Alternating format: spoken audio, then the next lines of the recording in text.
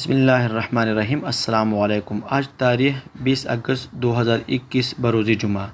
اگر آپ سعودی عرب کے حالات اور واقعہ سے باخبر رہنا چاہتے ہیں تو ویڈیو کو پورا دیکھے گا اور ہمارے چینل سبسکرائب کر دیں تاکہ آپ لمحہ بلمحہ اپڈیٹ حاصل کر سکیں۔ تو چلیں شامل کرتے ہیں آج کی پہلی خبر۔ سلطنت عمان نے کاروباری سرگرمیوں، افراد اور گاڑیوں کی نقل و حرکت پر پابندی اٹھانے کا فیصلہ کر لیا۔ عمل درآمد سنیچر سے ہوگا۔ عمانی ٹی وی نے کورونا وبا سے نمٹنے پر معمول اعلیٰ کمیٹی کا بیان جاری کر کے بتایا کہ کمیٹی نے تمام سرکاری اور نجی اداروں کو 1 ستمبر سے معمول کے مطابق کام کرنے کی اجازت دے دی۔ تجارتی مراکز، ریسٹوران، ثقافتی و تجارتی سرگرمیوں والے ادارے، اجتماعی پروگراموں اور کھیلوں پر پابندی اٹھانے کا فیصلہ کر لیا گیا۔ عمانی ٹی وی کا کہنا ہے کہ اعلیٰ کمیٹی نے نئے تعلیمی سال کی آمد پر سلطنت عمان میں اسکول مقررہ طریقہ کار کے مطابق کھولنے کا فیصلہ بھی کر لیا ہے۔ وزارت تعلیم و تربیت جلد ہی اس حوالے سے اسکول کھولنے کی حکمت عملی جاری کرے گی۔ سلطنت عمان نے پابندی اٹھانے کے ساتھ یہ تاکید بھی کر دی ہے کہ کورونا ایسوپیس کی پابندی برقرار رہے گی۔ اس حوالے سے مقامی شہری اور مقیم غیر ملکی غفلت نہ برتیں۔ حرمین شریفین انتظامیہ نے زائرین حرم کی سہولت کے لیے مزید 17 دروازے مختص کر دیے ہیں۔ سعودی پریس ایجنسی کے مطابق انتظامیہ نے کہا ہے کہ ایسوپیس کی پابندی کرتے ہوئے مزید دروازے کھولے جا رہے ہیں۔ زائرین حرم کو سہولت فراہم کرنے کے لیے مذکورہ دروازوں پر 100 نگران تعینات ہوں گے۔ انتظامیہ کے تحت حرم کے دروازوں کی نگران کمیٹی کے سربراہ فہد المالکی نے کہا ہے کہ حرم مکی شریف میں نماز پڑھنے والوں کے لیے الگ دروازے مقرر کیے گئے ہیں۔ ان میں جسر اجیاد الشبیکہ، باب 84، باب 74، باب 121 اور باب 114 کے علاوہ باب 91 کی برقی سیڑھیاں شامل ہیں۔ عمرہ زائرین کے لیے باب ملک فہد، باب اجیاد، باب صفا، باب نبی، باب سلام، باب المروہ اور الرقم کے سیڑھیاں مختص کی گئی ہیں۔ حرم کے جس دروازے پر سبز بتی جل رہی ہے تو اس کا مطلب ہے کہ یہاں زائرین کے لیے گنجائش موجود ہے، جبکہ دروازے پر سرخ بتی اس بات کی نشاندہی کرتی ہے کہ حرم کے اس حصے میں مزید افراد کی گنجائش نہیں ہے۔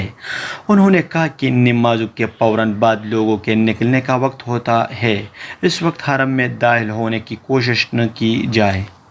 اتحادی افواج نے کہا ہے کہ جمعرات کو سعودی عرب کو نشانہ بنانے کی کوشش ناکام بناتے ہوئے حوثی ڈرون گرایا ہے۔ سبق ویب سائٹ کے مطابق اتحادی افواج نے کہا کہ حوثی ڈرون کو یمن کے فضائی حدود میں مار گرایا گیا ہے۔ حوثی ملیشیا بارود مواد سے لیس ڈرون سے سعودی عرب کی شہری آبادی کو نشانہ بنانے کی کوشش کر رہی تھی۔ اتحادی افواج نے کہا کہ سعودی عرب کی سرکاری تنصیبات نجی املاک اور شہری آبادی کی سلامتی کے لیے ہر ممکن اقدام کیا جاتا رہے گا۔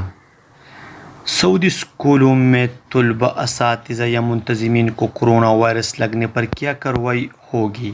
اس حوالے سے سوال کا جواب وزیر تعلیم ڈاکٹر حمد الشیخ نے دے دیا۔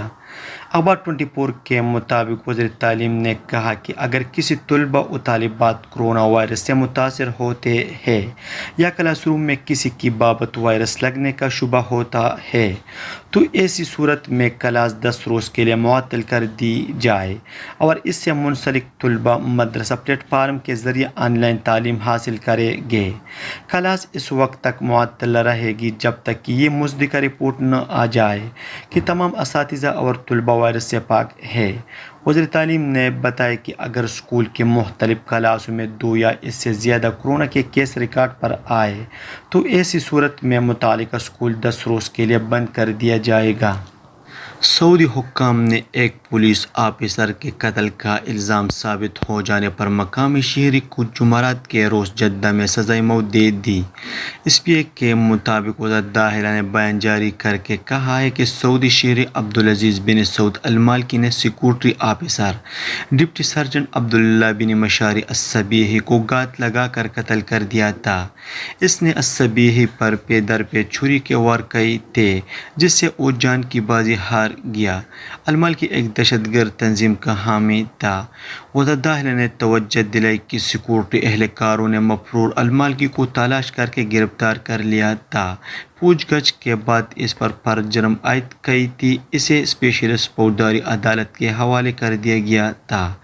عدالت نے الزام ثابت ہو جانے پر المالکی کو فساد فی الارض، ملک میں انارکی اور بدامنی پھیلانے والے جرم کی سزا سنائی تھی۔ عدالت نے اپنے فیصلے میں کہا تھا کہ المالکی کو سرعام موت کی سزا دی جائے۔ اپیل کورٹ اور پھر سپریم کورٹ نے بھی فوجداری عدالت کے فیصلے کی توثیق کر دی تھی۔ آخر میں ایوان شاہی نے عدالتی فیصلے پر عمل درآمد کا فرمان جاری کر دیا تھا۔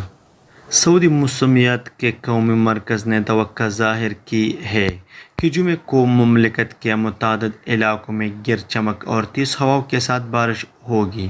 اخبار 24 کے مطابق قومی مرکز نے کہا ہے کہ جمعے کو سعودی عرب کے بیشتر علاقوں کا موسم مستحکم رہے گا، البتہ جیزان اور عسیر ریجنوں میں بالائی مقامات پر تیز ہوائیں چلے گی، جبکہ وہاں گرج چمک کے ساتھ بارش کا بھی امکان ہے۔